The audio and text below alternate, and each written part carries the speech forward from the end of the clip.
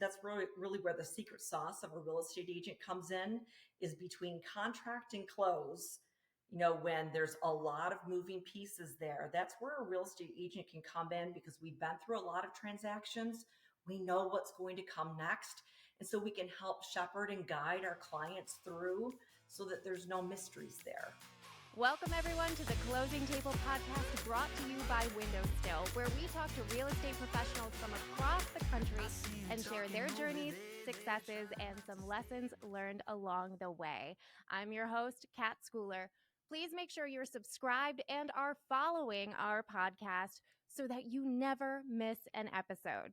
Today, I am speaking with Ann Hernandez-Gabler. Ann, how are you doing today? I'm well, Kat. How about you? I'm great. Thank you. And you have been a real estate agent for about 22 years. Is that correct? Since 2002, when I first got Yeah, my license. So a couple years. so just a couple. It was 2000 yesterday, right? And in that time, you've lived in a lot of roles. You've done sales, you've done marketing, you've done consulting, you've managed teams, you've been a director of operations. Would you say you've done it all? Oh, there's never all in real estate. Just when you think that you've learned something new, there's something new to learn. The learning never stops in this world. So I've worn That's a a lot of different hats, which is great.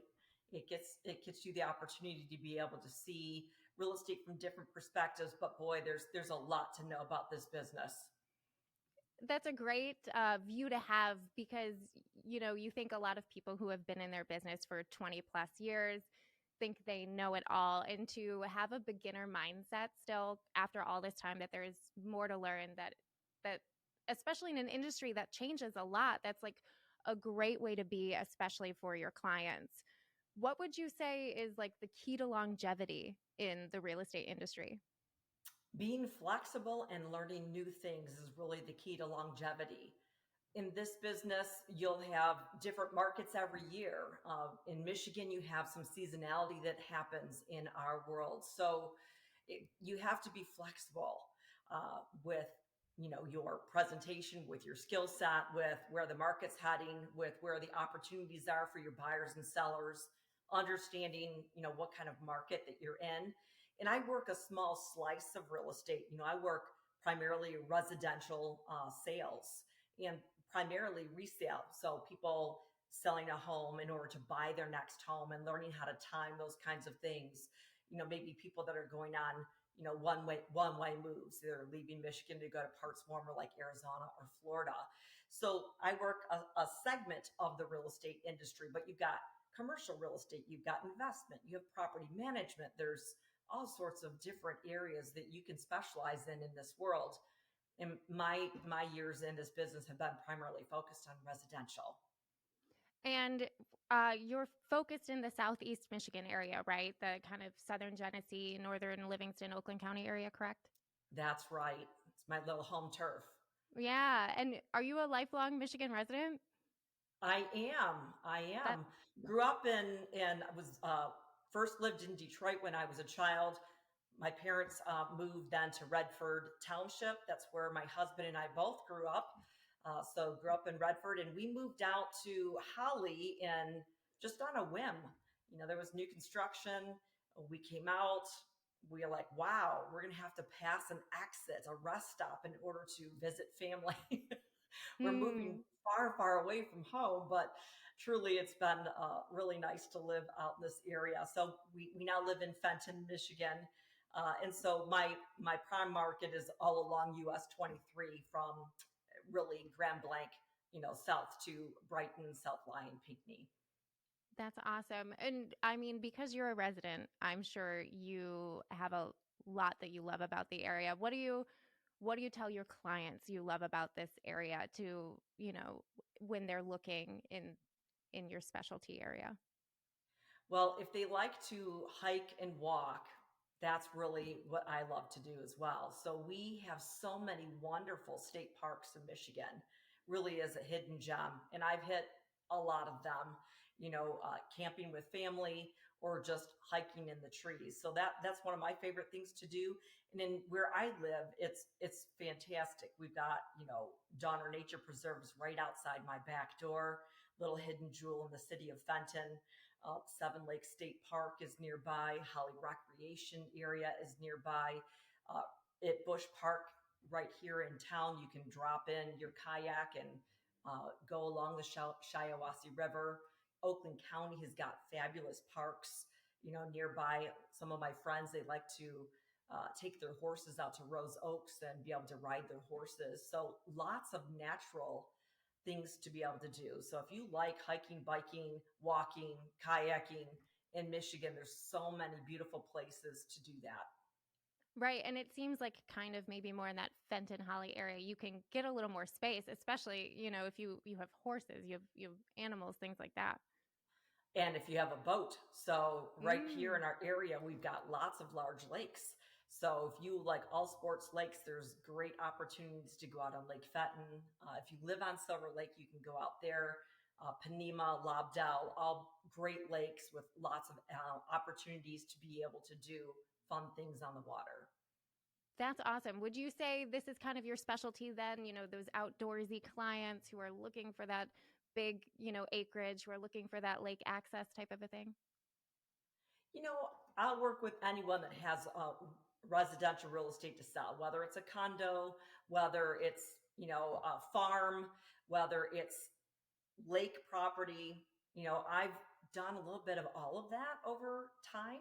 So, I don't niche into one area other than specifically residential. As long as it's residential in Southeast Michigan, I pretty much can help uh, people accomplish their real estate needs. Very nice. And so when it comes to selling a house for your clients, it's really important to be prepared, right? And I'm sure over your, 22 years, you have probably created such a wealth of knowledge to be able to give to your clients for them to be best prepared. What would you recommend to people? Well, when you're starting out thinking about making a move, there's the three P's. You need to purge, you need to prepare, and then you need to price it right. And if you focus on those things as you're getting ready to put your home on the market, you're going to have success. But the preparation, I think a lot of times the public doesn't understand how much work it is to get ready for a sale. You don't have to have your house look house perfection necessarily, but you want it to be put in its best light. So most of the time, how we live in a house and how we sell a house, those are two different things. So when I come out and talk to people, initially we're going to be talking about editing out their house, purging things that they don't need anymore, taking everything in the closet, minimizing it by half, uh, making sure that, the paint is fresh, that the landscaping is fresh, that we take out things that are too personal that, other people are not going to care about, because we're taking that home, which has been, the place where they have, had their family and had their happy memories. And maybe they've got, pets that, that live in the home and have all sorts of toys all over the place. Well, when we're preparing a home for sale, we want to tell a story about the property, how someone might be able to use the home, what's the lifestyle of the community that they're going to be living in. If they are dog people, where are the dog parks, where are the places they can take their animal to do that. We want to tell a story in real estate on how you might be able to use the home and appeal to a wide audience. So, purging your house, making it sure it looks fresh and pretty and prepared, really can help you maximize the most money. Do you need to put in a whole new kitchen, a whole new bathroom, all new flooring? Don't do any of that until you talk to your real estate agent, because there'll be times when I will come and go, yeah, you don't need to do anything. And then there's other times I will tell people, well, it would show better, you get more money if you did this, this, and this. And at the end of the day, my job is to help my clients be able to achieve their goals. So whether that's price, whether that's time, whether it's, making sure that they can get into their new construction when they want to get into it, there's a strategy that we employ. So sometimes we will do lots of updates. Other times we're just going to edit the house and price it where it needs to be. Wow, there's a lot of good information in there. Especially, I love the point you made about talking to your real estate agent before you start making those upgrades you think buyers would like. Because, yeah, like you said, you might be surprised. It might not increase the value of your house, and you might have spent a lot of money that you didn't need to spend. And maybe, a lot of people when they move into houses, they personalize anyway. They're going to put a new color paint on the wall, or they might change the floor anyway. So that is great advice. And that's real important that the seller understands where today's buyer is and what the things that they're looking for in a home. So if, as you've probably seen, light colors, neutral palettes, farmhouse chic, all that stuff has had its moment. We haven't had a lot of color in real estate. And so in the past, we might have told people make everything neutral. Well, you guys are a photography company at WindowStill. And what you'll know is, of course, sometimes color, if it's done right, can really make an enhancement to a particular part of the home. So use of color and where you put it is important, and knowing what's trending right now is important. Right. And I feel like in such a digital age, what's trending can change a little quick, right? I know at least the things that I follow, I'm seeing a lot more color, a lot more maximalism, but that would be a very particular buyer, and that would probably not be like most people. That's just, it hits me because that's my interest. Exactly. I mean, you want your home to appeal to the widest possible audience, and, making sure that it is fairly neutral, but maybe have some accents of color. Using color in the right places can make a difference in, how you tell that story. Right. It's so pretty much what people need to know is that they kind of need to depersonalize it a little bit so that potential buyers can personalize it like in their mind. Yeah, you want them to have a blank canvas, but enough of an interest there to be able to bring them in and get excited about your property. And so that's the tension that we run with that. That's why often we'll use staging and bring professional stagers into our properties to be able to help us tell the story that we need to have to appeal to the widest possible audience. Very nice.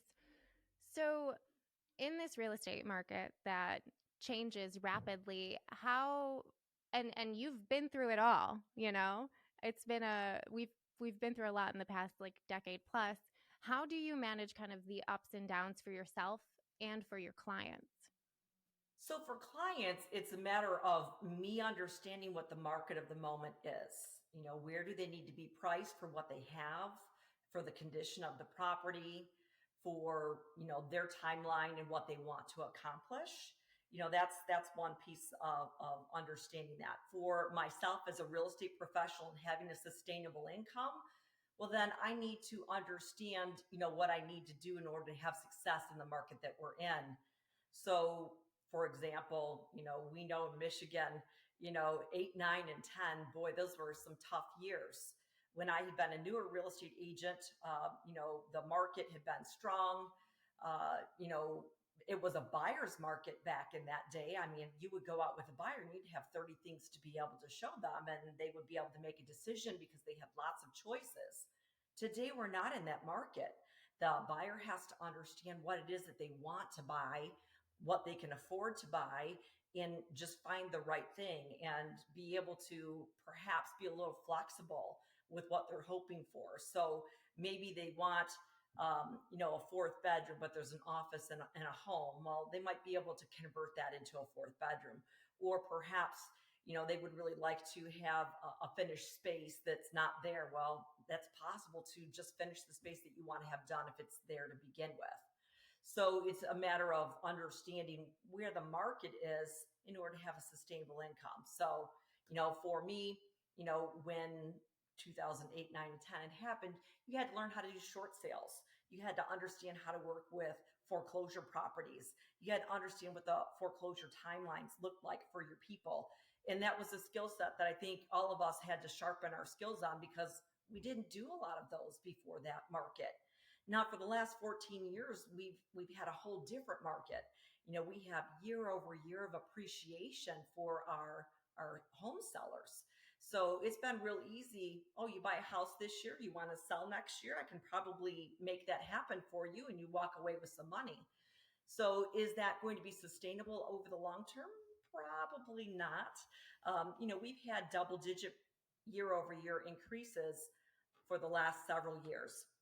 There's going to be a time where we're going to be close to that 4% trend line that is the norm in real estate. And so you might have to stay in your house 3 to 5 years before you turn around and sell it. So, every market's a little bit different. We have to be flexible to understand where the opportunities are for both our buyers and our sellers so that they get the outcome that they want to have. Excellent. What would you say is the most important thing to do to connect with your client? So the most important thing I think a real estate agent can do, whether it's on the listing side or the buy side, is to actually have a professional consultation with the client. Mm. I can't help someone unless they understand what it is that they want to accomplish. So when I'm sitting down with my sellers that have a home that they want to sell, they're often going somewhere else. So I need to know what it is that they're going into. Are they in new construction and maybe they need, a longer timeline? So now we're talking about purging and editing over time. Or perhaps, they have a job and they have to move and they need to move quickly. So then we're looking at what do we need to do in order to have the house ready for sale in 30 days. So understanding what their motivation, what their goals are, helping them see what they're going to net at the end of a sale so that they know what money they have to be able to go on to their next opportunity. They need to have all of that. They need to understand on the sell side, what comes next. There's nothing that's scarier for someone in a real estate transaction to, especially if it's been 10 or 20 years since they've moved, it's kind of like new. So you need to, as a real estate professional, let them know what's going to happen next and how we can work for them. We work in Michigan as a fiduciary for our clients, which means that we put the client's interest above our own, and we're there to serve them in order for them to have the outcome that they want to have. And so we have a serious responsibility to take care of their investment, to make sure that we're accounting for the monies in the transaction, that we're accountable to our clients for our timelines, that we help them understand the implications of inspection periods and appraisal periods and what that means. When you're selling a home, they need to understand, well, gosh, how does the negotiation go? Is there flexibility? What are people likely to ask me about? So that they know how to respond. And that's the thing that we can really do. That's really where the secret sauce of a real estate agent comes in, is between contract and close. When there's a lot of moving pieces there, that's where a real estate agent can come in, because we've been through a lot of transactions. We know what's going to come next. And so we can help shepherd and guide our clients through so that there's no mysteries there, so that they feel comfortable, they feel communicated with, and they understand what's going to come next. And there's not a surprise about their money. There's nothing worse than being surprised about your money. And that we don't want people to ever have surprises. And then on the buy side, the buyers, they need to understand, again, if it's a first time home buyer, somebody who hasn't been through it in a long period of time, they need to understand, well, what does the journey look like today? How are we going to go on this journey together? Who can I trust as a lender? Do you have some people that you can recommend to me? I want to make sure that I'm not getting taken advantage of. And maybe that lender might look at my situation and be able to help me find a program that's going to be able to leave more money in my pocket, maybe be better for me in the long term than maybe what I'm anticipating, information that will be able to help me have a successful sale. And then presenting them with, hey, this is the general paperwork that you're going to run into. So when we get all excited and we find that perfect house, this is what a contract says. So let's look at it together now before you ever find the perfect home, so that we can show you what you're going to be signing, what the implications of this are, where the speed bumps are to slow us down and make us think, and where are the outs in a contract. So, these are things that, we help a buyer to kind of understand upfront before they get in the thick of things. And then, of course, we always recommend that they use professionals in the area of expertise that we are not. I'm not an attorney, so I'm not going to be able to tell you, hey, this is the best way to hold title for your situation. That would be something I would refer them to an attorney that would be able to explain that to them. I'm not an appraiser.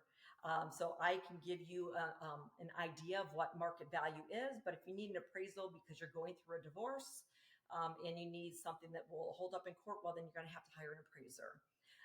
A surveyor, I might be able to look at GIS and give you a rough idea of where property lines are, but if you really want to know where they are, we're going to have you hire a surveyor to look at those kinds of things. So we refer people to the professionals that are specialists in those areas that we are not.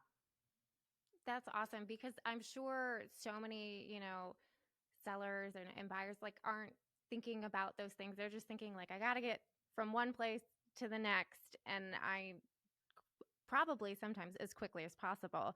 So, working with someone like you, and you're such a wealth of knowledge, to kind of really, like you said, shepherd them through on the process. So that's why we need people like you out there. Well, and especially a buyer that's renting, trying to time that between they're in an apartment and their lease is up in August. Well, you probably should be starting to shop in like May because, or even a little bit earlier, depends on how quickly you can find something. In this market, it might take a little bit longer to find things. And to also understand, you have some flexibility where you are. Can you go month to month after your lease is done? If you sign a new lease, are you able to get out of it with a penalty? So, helping people think ahead to those kinds of things are how we add value to our buyers. So would you say it's best like to reach out to a real estate agent pretty much as soon as you even think you're starting on this journey? Absolutely. A real estate professional can help, especially a buyer, understand, what they need to be thinking about financially, help them get connected to lenders that will help them know what their buying power is, how much money they need to have in the bank in order to be able to afford a move, to understand, how much home inspections are, what type of inspections you might want to do in a property. And you want to do that well in advance of having the pressure of having to be somewhere by a specific time. So if you're proactive, it gives you a lot more time to be able to think and strategize and to be able to find the right home. So speaking of people buying homes, you were featured on House Hunters back in 2015. I would love to hear about that experience. We'll start there. Everyone has a little curiosity about that experience. You know, the most important thing I can tell a real estate agent is to keep your profiles and all sorts of places up to date and put everything that interests you in life, where you live, the hobbies that you have online, because you never know how people will connect with you. So, true story on the House Hunters experience. When I was a new agent, back when House Hunters was new, I had actually gotten a call and I didn't believe that it was a real event. So I let that opportunity go away. Fast forward to 2015. I'm driving down the freeway, coming back from meeting a photographer at one of my listings, and I get a telephone call, and it's a casting director from House Hunters. And they looked at my profile on Realtor.com and saw that I lived in the village of Holly at that time. So House Hunters was looking to do Christmas themed towns for a Christmas season special. So how it begins there is they'll call you up, and they want to make sure that you have the expertise in the area that they're looking in. And then the second thing that they wanted to know is, do you have any buyers or sellers in that market, that might be interested in being on the show? It just so happened that I had a past client that I had run into who had been a fan of the show. We had just started shopping, and so that's where the journey began. They interview your clients, make sure that they're going to be interested and available and want to be on the show. So they put them through that process. they do something similar with a real estate agent, just to see that you're going to be heard on camera and be able to tell a good story. And then basically they put you on that journey. You have camera crews that follow you around. And then, they edit, make their magic, and tell their story about Christmas themed towns. And so that's how that kind of started for myself and my clients. And what you see on television is not always reality, but it's a good story. It always shows, house hunters, you get to see three houses, they make a decision, and then bam, you're writing an offer. The reality in real life is, well, you have a house to sell, they have a house they want to buy, you go on a journey looking for that. Everything has to be lined up perfectly. And sometimes there's hiccups with this or hiccups with that. And how do you work through that? You don't get to see that on television.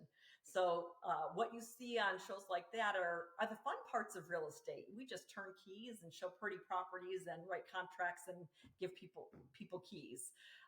And so that's a slice of what we do. But the reality of what we do is, shepherd them through that whole process from beginning to end. So it was a lot of fun to be able to do. And I think my clients enjoyed that process as well. Oh, that's so cool. I did watch the episode. I loved it. I've watched House Hunters with my mom since I was a kid. And I always kind of, well, I wondered in preparing for our talk, what was the chicken or the egg? Like, did they find the buyers first or the agent? So it's really interesting that they reached out to you. And I'm so glad I'm so glad you did it. Are you glad you did it? Does your family talk about it? It's been more fun to talk about in a real estate office, what the experience looked like. Hey, this is what you see on the show. And then give some of the backstory about all the things that happened in the transaction that, people wouldn't know about. So that's been fun. So I shared that in one of the offices that I managed for a while in Brighton. And it was just kind of fun to be able to have that discussion with some of the salespeople about, hey, this is what you saw, and this is what really happened.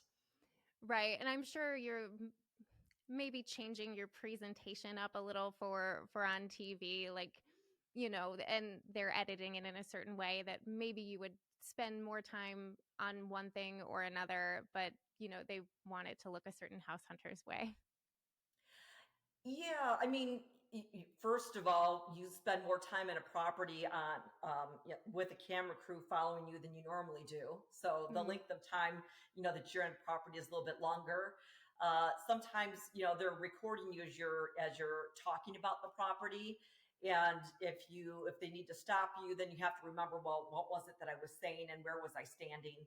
Some of those kinds of cues that you don't think about on that was fun. And the other item that's a little bit different is, of course, the show is about the clients, not about the real estate agent. So when you're touring a property, the clients are the ones talking more than the real estate agent. When in reality, often when we come into a home, we might be pointing out features to make sure that our clients, notice, various features about a property that are maybe not obvious. And on House Hunters, it's a little bit backwards on that. The client definitely does more of the talking and more of the leading, whereas in real life, the real estate agent does a little more leading. Right. And then were your clients was one really like wanting kind of the old farmhouse look, and then the husband really wanted contemporary, or is that kind of just kind of played up because they usually kind of like to pit the couples against each other in terms of style on the show? So, the theme of the story was the reality. I got a call like, hey, we're thinking about, buying a property either on a lake or on lots of land. So, Mm. I think that was the name of the show actually.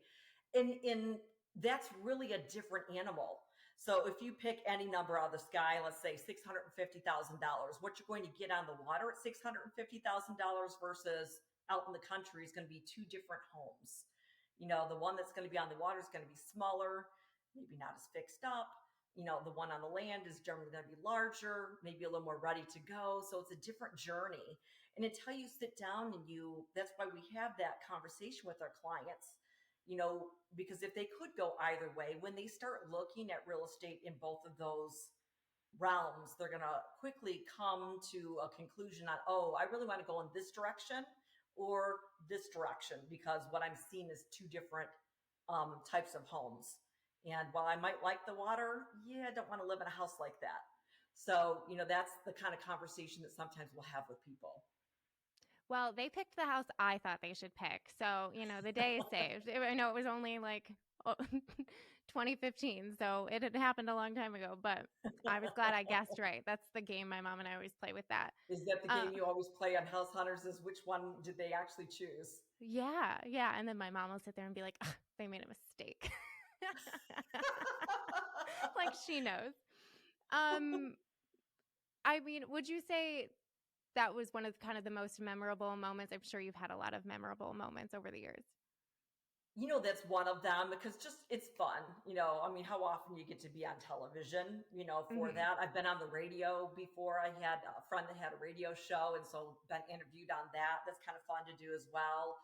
Um, Sometimes when you're just out with clients, just life happens, and there's fun things. True story.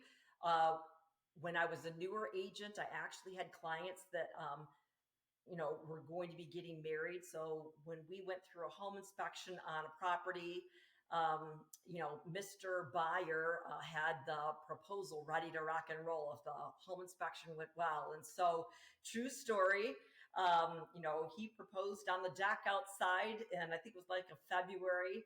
And I had the champagne and the balloons in the car and was able to bring that in. So you get to do things like that with people. Um, you know, you get to sell the family home. So, true story, I had a couple I had worked with, again, when I was a newer agent, back when that foreclosure market had been really difficult, and it was really hard to find a home that would be able to be financed for their financing. They bought the home, they grew their family in that home, they've sold the home, they've moved into a new home. I went to their wedding. Those are the kinds of touch points that make this, really kind of a special career. I mean, we get to, start with people and kind of come alongside them in their life's journey. And that's really fulfilling. That is so amazing. That's like, you were on TV, but that was like a hallmark moment, right? To be involved in a proposal. Oh. Absolutely. And it wasn't with the House Hunters group. It was, long ago. In fact, I think they've been married probably 20 years now, but really fun to be a part of special points in people's lives. And, our home is where life happens. We raise our family, we get our first pet, we live in the home and have memories. I drive past my childhood home, every time I'm in Redford, and have great memories of all the parties that we had there, for my eighth grade party, for, my graduation from college, all the touchstone points, Thanksgiving meals with the family. Our home is a place where our memory resides. And in selling real estate, we're helping people not just with an investment, but it's going to be the place where they have those memories and have those good feelings, and it's nice to be a part of that. Yes, that's such a beautiful sentiment. Ah. Well, you are getting back into selling after a little bit of a hiatus. What are you looking forward to the most? Maybe being part of these moments again? Yes, for the last 7 years, I've been managing real estate offices and training salespeople and helping other people be successful. And while that's very rewarding, it's nice to be back in the trenches with my friends, selling real estate, because again, I think I missed that piece of it when managing an office. Is I really enjoy the journey with people, helping them make those decisions on, their next home, or helping them have the outcome that they have when they sell. For me, real estate really is about relationship. And I am very fulfilled with, having relationships with my buyers and sellers and helping them to achieve the goals that they want to have. That's amazing. Well, and do you have any last thoughts before we close this out? Well, I appreciate you having me on here. Really enjoy the work that Windows still does for me and my clients in helping us put our best foot forward when they go to sell their home. And it is a treasure to work with you guys. Everyone in the company is just lovely. Oh, thank you So, so much, Anne. That means a lot to us. Where can people find you if they're looking to buy or sell a home? well, if you're looking to buy or sell a home, just give me a call. My number is 248-240-2272. And you can find me via email at annsellsfinerhomes@gmail.com. So Ann sells finer, like nicer, homes at gmail.com. And I picked that because, of course, I like to sell pretty houses. That's why I take nice photos. Of course, of course. Thank you so much, Anne. And thank you, everyone, for listening to the Closing Table podcast brought to you by WindowStill. I'm your host, Kat Schooler. Please follow our show on Apple, Spotify. And if you're part of our YouTube audience, give us that like and subscribe. If you're enjoying this podcast, please give us a comment or review. It helps us find more amazing listeners like you. Thank you so much, everyone. We'll see you next time.